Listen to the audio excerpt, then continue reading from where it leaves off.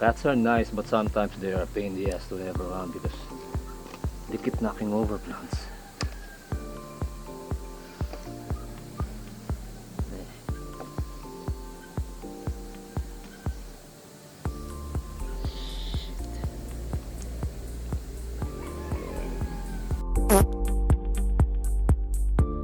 Anyways, the second business day for an Amorphophallus, whose name I cannot tell you because I don't know what it is. This is a plant I acquired from Rob Bustamante of the Philippine Taxonomic Initiative back in Feb 2020, or a month before the first lockdown due to COVID. And when the space opened yesterday, I tried to find out what the identity was, but I ran into some problems, so I sent Rob a message to discuss the plant, because after all this came from him. But anyway, I first thought it was similar to Amorphophallus rayongii, which was described a few years ago along with 3 other species.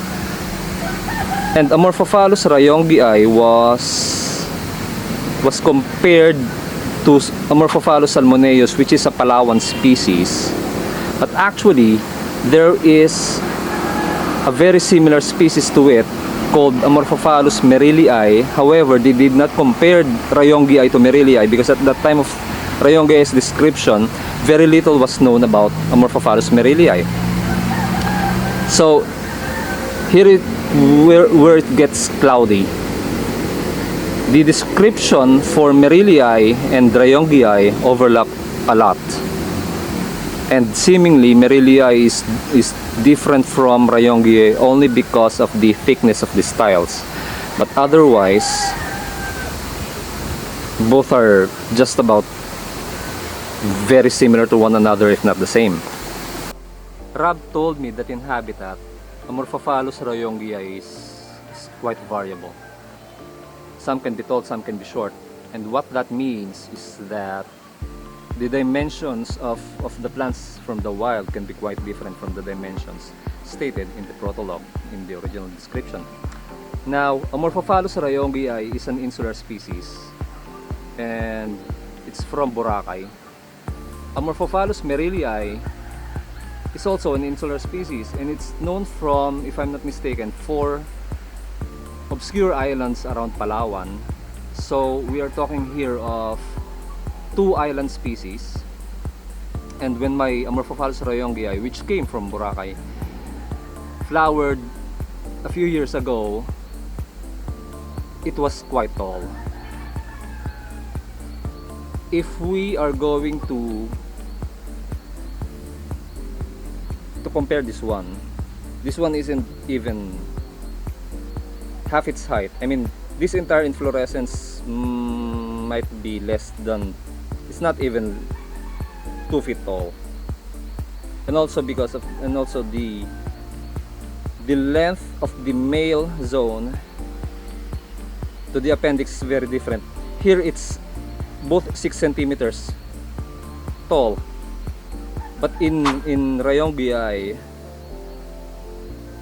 the appendix, this topmost part, is way longer than the male zone. So those are the 2 differences that I've seen.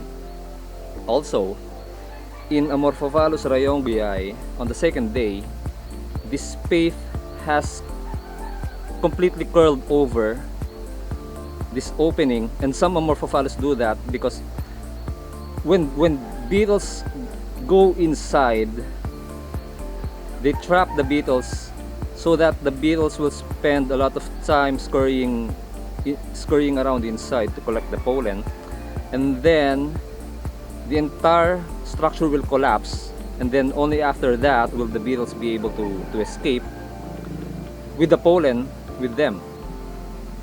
So that's how it differs from my first flower, which definitely was from Boracay, and thus Amorphophallus rayongii.